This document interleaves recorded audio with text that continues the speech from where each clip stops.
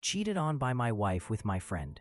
I printed their texts and blew up their lives. I caught them red-handed, confronted her with hard proof, outed them to both families, and watched the whole mess explode. Now I'm divorcing her, her life in shambles, and I'm piecing myself back together one day at a time. My wife Anna, 26 femme, cheated on me, Mark, 27 m, with my so-called friend, Chris, 28 m. Here's the full story, no holds barred. We crossed paths when I was 23 at a wedding for another friend. She was close with both the bride and groom, and they put us at the same table on purpose, totally playing matchmaker. I was just blown away by Anna, her looks, her vibe, everything. We clicked instantly, discovered we had a ton in common, and hung out all night. We ate, talked, danced, drank, and then, right in the middle of the dance floor, we kissed. Our friends saw, rushed over, super excited, but we just laughed it off and kept dancing. We didn't even swap numbers that night, but a week later she texted me, thanks to the bride for giving her my number, and that was it. We were together. Sure, we had the occasional argument, but nothing huge. 2 years in, I proposed, and we were hitched within another year. But about 14 months into the marriage, things started falling apart. Just before our first anniversary, little things started to bug me. Anna got really secretive with her phone, went out with her friends way more, and the intimacy was almost non-existent. I brought it up a couple times, but she always brushed it off, saying I was just being insecure and paranoid. It hurt. She kept acting like my feelings didn't matter, so I started shutting her out. No more goodbye kisses before work, barely spoke to her unless it was necessary. I was becoming distant, but so was she. One night, while she slept, I couldn't handle it anymore, and checked her phone and laptop. Nothing. Remembering some stories from online, I checked her car, and boom, I found a second phone. I knew instantly what that meant. I didn't want to confront her without facts though. No way she could play the "it was just once" or "it meant nothing" card. I looked through the phone and all the messages were to one number. I transferred everything, every message and photo, onto my computer and printed them out, spending the whole night going through them and searching for a divorce lawyer. I spent hours reading lawyer profiles, found one I liked, and emailed him. He was out of office since it was a Saturday. Next, I needed to confirm who the other guy was. I keyed the number into my phone and was prepared to act like some random caller, but Chris's name popped up. Took a second for it to register, but when it did, I snapped. I shouted and cursed in my home office, which Anna overheard, so she stuck her head in to check on me. I just barked at her to get out. I'd never cursed at her before or yelled like that. That whole day, I just stayed in my office, simmering in silence. After a bit, I called my buddy Luke, 26 m, the groom from the wedding, and told him I needed a drink, asking if he'd join me. He must have heard something in my tone, because he immediately agreed. I piled all the printed messages and left for the bar. Got there, slammed 4 shots and a beer before Luke even arrived. He asked what was up. I told him flat out, Anna was cheating. He was shocked, offered sympathy, and then I told him it was Chris. At that, he just got angry, since he was the one who introduced me to Chris in the first place. All he could do was apologize. I told him to keep it under wraps, don't tell his wife. Tell her I've got work problems if she asks. He understood. We drank, talked, and I eventually got an Uber home at 3 a.m. I hadn't looked at my phone since calling Luke, but I had a bunch of missed calls and texts from Anna, asking where I was, if I was okay, when I'd be home. Got back, she was asleep on the couch, but I went straight to bed. Next morning, she was in bed when I woke. I got dressed and got out, picked up my car, went to my office, drowned myself in work, and got home around 10 p.m. She greeted me and said she cooked dinner, asking if I wanted some. I said no and just went to bed. She followed, kept bugging me about what was wrong, but I told her to leave me alone so I could sleep. She kept pushing, and I finally just snapped, yelling for her to get out. I was trying to sleep. The following morning, I got an email from the lawyer asking to meet up. I confirmed and prepped for the day. Before leaving, Anna had made breakfast, asking if we could talk. I caved and sat with her, let her ramble about how I've been acting differently, asking what was wrong. I shrugged and blamed it on work, telling her things would be back to normal soon. Finished eating and left. At my office, I watched the clock until it was time to head out and meet the lawyer. I told the assistant I had lunch with a client in case Anna called in. The lawyer meeting went well. I handed over all the evidence. He said, "Sorry you're going through this, but in our state, since it's an at-fault state, Anna can't touch most of your money." That surprised me. I hadn't even considered that, was so focused on getting the divorce started. He wanted to keep the evidence, but I had him make copies instead. Didn't want Anna making up excuses since I hadn't confronted her yet. He agreed. I asked when she'd get the divorce papers. He said about 2 weeks. I went home to confront her, but she wasn't there. I called. No answer. I texted, I don't care if you're with Chris. Get home. We need to talk. She called back within a minute, playing dumb, asking what I was talking about. I just told her to get home. She showed up 15 minutes later. As she walked in, I said, 15 minutes, that's about the distance between here and Chris's place, right? She stared blankly, no words. So I said, nothing to say? Really? She finally started denying and gaslighting me. Then she got worked up and began insulting me. I slammed my fist on the table and showed her the stack of printouts, holding it up from the side. Then I started showing her each page, one by one. She broke down crying, tried apologizing, saying she loved me. I told her, where did all that attitude go? You were degrading me a second ago. She tried to hug me, but I held out my hand. Don't touch me. She offered sex as a way to make it up to me. I looked her in the eye and said, I'm never touching you again. Do you want to know who else has these texts and pictures? My lawyer. I'm filing for divorce. Pack your bags and get out of my house. 3 days ago, that was. Haven't heard from her since. Sorry this is so long, spelling errors and all. I just wanted to get it out. For others in my shoes, what should I expect from here? Thanks for reading. Update 1. After all the advice you all gave, I decided to get my life in order. Booked a full STD panel with my doctor, heading there in 2 days. Next, I started contacting the people important to me. My dad, a few friends, all of them have my back, offered support, but I told them I'm managing. Then it was time to reach out to Anna's family. Texted her mom, Pop, and dad, Pop. Thanked them for welcoming me into their family, and said I was thankful for everything, but Anna and I were divorcing.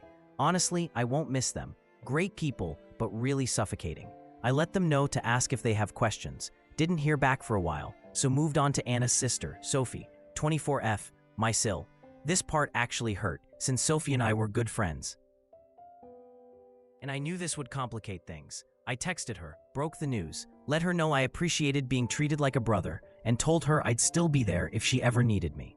Mill and Phil finally replied, so sorry to hear. What happened? Why hasn't Anna told us? I wrote back, Anna's been having an affair for at least a year. I think it started before the wedding. Not sure why she hasn't called you, but I figured she'd be with you now that she left. Mill and Phil responded, no, she hasn't contacted us. We'll reach out. Are you sure? I said, yes, I found all the texts. They apologized for her actions and said they'd get in touch with her. After dealing with her family, I reached out to Chris's fiancée, Julia, 27F. I can't recall if I said in my first post that he was engaged, but some commenters pointed it out. I thought confronting her would be hard, that Anna and Chris would have coordinated stories, but apparently not. Around 2 p.m., I asked Julia to meet for coffee. By 2:05, she agreed and set it up for 2:30 at this hipster spot by her work. She arrived, ordered coffee, and we sat down. I told her straight, there's no easy way to say this. Chris has been cheating on you with Anna for over a year. Obviously, she was shocked, so I explained the timeline and offered to show her the evidence, a binder of messages and photos. She flipped through it, started crying, and I told her she could take the binder and use it however she needed, to confront Chris or just for closure. She thanked me, got up, and left, looking totally wrecked. I know a lot of you said to stay sober and keep level-headed, but my life has fallen apart. I plan to give myself this week for smoking cigars, drinking, and loud music on the porch, before I pick myself back up. On a brighter note, I boxed up most of Anna's things, clothes, jewelry, photos, plus our wedding album, and it'll be ready if she ever comes back for her stuff. I want her gone ASAP, but I didn't mess up her clothes, just tossed a few photo frames. For now. Most things are boxed. Everyone important knows. Lawyer is at work, doctor's visit scheduled. If Anna stays away, this might actually be the smoothest divorce on record. Thanks for your advice. Update 2. Sorry for the radio silence. I got caught up in everything, and lots of drinking. I guess numb is how I feel. Last update I said everyone was notified, except Sophie, Anna's sister. Well, that same night, after the update, I kept drinking until I passed out on the patio. Woke up the next morning to the smell of breakfast. My first thought was, oh hell, Anna's back and thinks eggs will fix this. I worked myself up, ready for a fight, but it was Sophie who had cooked. She rushed over and hugged me hard. didn't even say anything, just sat me down and made me eat. She started apologizing for what happened, explaining that when Anna came to see her, Anna only said we were having problems, but it'd blow over. When Sophie got my message saying we were divorcing, she confronted Anna, asking if it was true and why. Anna finally broke down and told Sophie everything. I said, "No way she told you everything." So I laid it out for her, all of it, including Anna's lies about it being a one-time thing and me blowing it up. I told Sophie I wouldn't ever get back with Anna, and if that's why she was here, she should leave. She laughed and said she wasn't here for Anna. She was here for me. That our friendship wouldn't change because I did nothing wrong. I stood up and hugged her. Honestly, the fear of losing Sophie too had haunted me, so it was a relief. She stayed 2 nights in my guest room before I headed to my cabin, which I own pre-marriage. Anna can't touch it. While packing up gear, Sophie asked if she could come to the cabin, but I told her she should check in on her sister. She agreed, hugged me, and left. I'm grateful for Sophie's friendship, and before anyone gets ideas, she's 21, way too young for me. It's just a good, true friendship. Almost forgot. Went to the doctor for the FTD check. Results come in on Monday. Reached out to Julia, Chris's ex, just to check on her. She says she's okay but confused. Told her I'm happy to listen if she ever wants to talk. Thanks for all the support. You've been a light in a really dark time. For anyone going through this, focus on what you want, divorce or reconciliation. Set goals 1 step at a time. Listen to your lawyer, keep things offline, and give yourself space to process your feelings.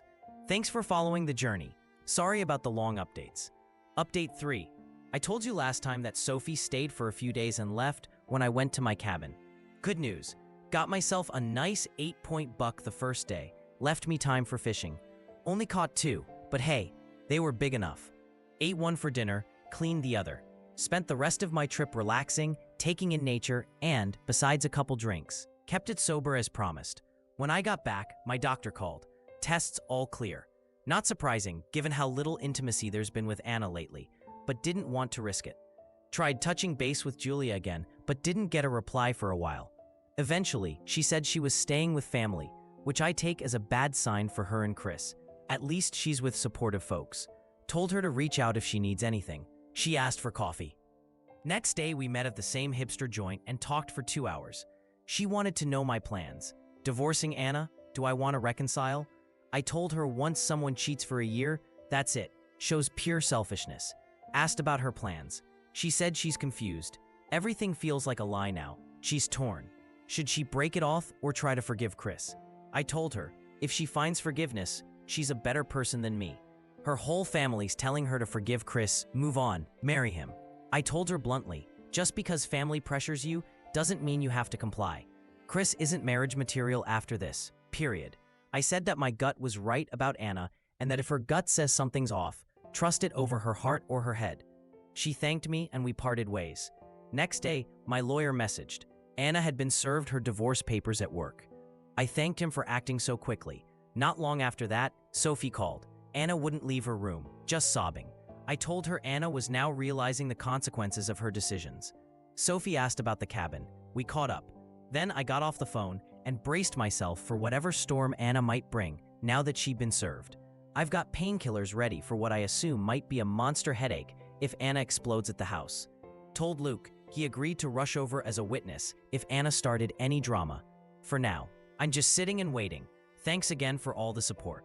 Update 4. An hour or so after the last update, I was still waiting for Anna to show up and lose it. I double-checked all my security cams, inside and out, and called Luke to warn him. My hope was to avoid any jail time over this crazy situation. And hey, I was right. Anna showed up banging on the door, screaming at me to let her in, cursing my name, calling me heartless. I'll be honest, while she was screaming, all I could do was laugh. I wondered why she didn't just use her keys, figured she still had them. When Luke showed up, Anna was still yelling, so he started recording on his phone and stupidly brought his wife, Natalie, 25F, Anna's friend. Natalie tried to calm Anna down out front, but Anna slapped her across the face and yelled at her to mind her own business. That was enough for Luke. He called the police. When the police arrived, Anna tried to play the victim, crying, telling one of the officers that I hit her and threw her out. Luke and Natalie explained to the other officer what really happened. but the cops said since they only saw her shouting and banging, they couldn't confirm either way. When the first officer came to my door, Anna pointed at me and said, "There, he hit me, arrest him." The officer started cuffing me, but I insisted he check my outside camera footage, which he did. I pulled up the video, and the cop apologized for jumping to conclusions, apparently because Anna had screamed, "He hit me," and the neighbors called it in, so police came in expecting the worst. After about 30 minutes of this, Anna was cuffed and arrested for disturbing the peace, public intoxication, and DUI. As they took her away, Sophie showed up and asked what happened. I showed her the camera footage. The officer handed me papers and a case number.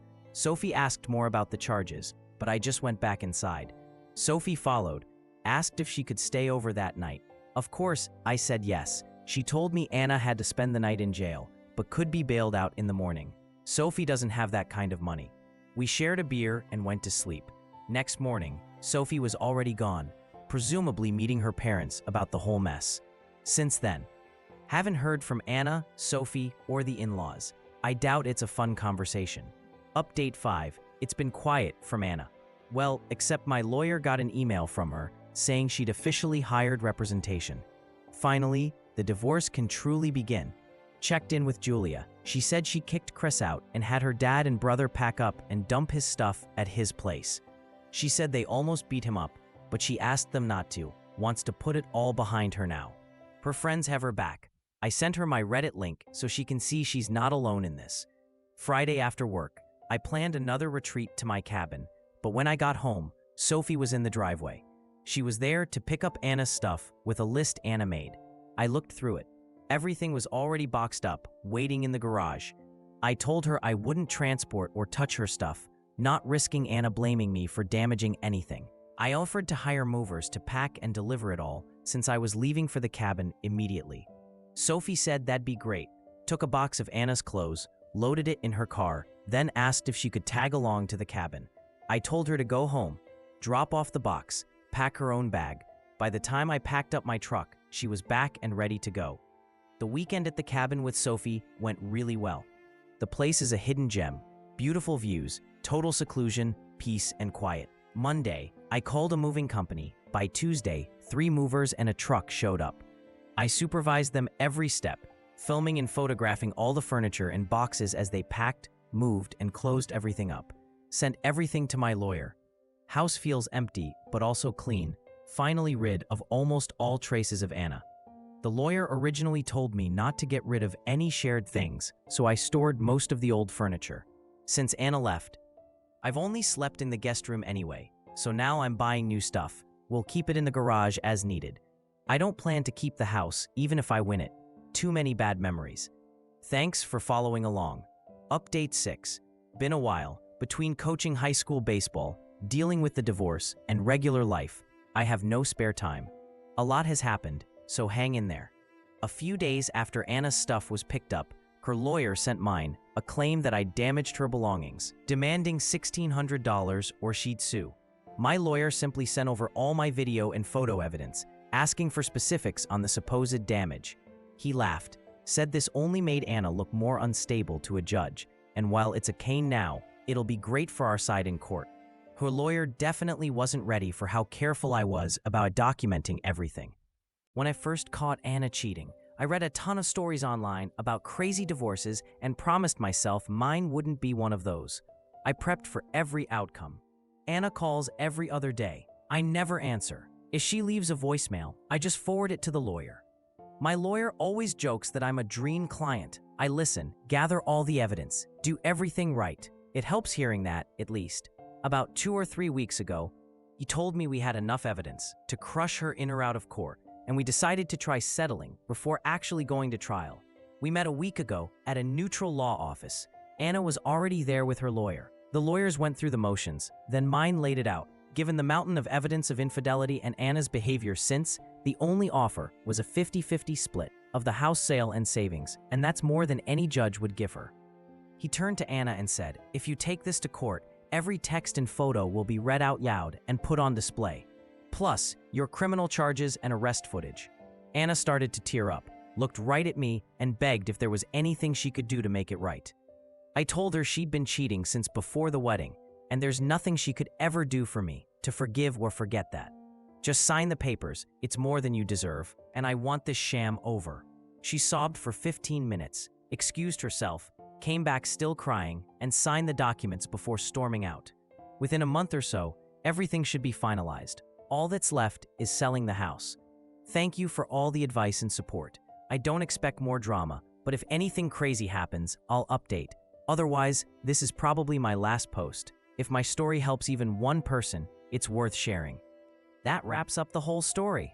It's clear how much emotional damage betrayal can cause, but also how important it is to stay rational and document everything in situations like this. The author's meticulous approach with evidence and boundaries made a messy divorce as smooth as possible. I've got a question for you. Have you ever faced betrayal from a partner or friend? How did you handle it? And would you do anything differently if it happened again? Share your story in the comments.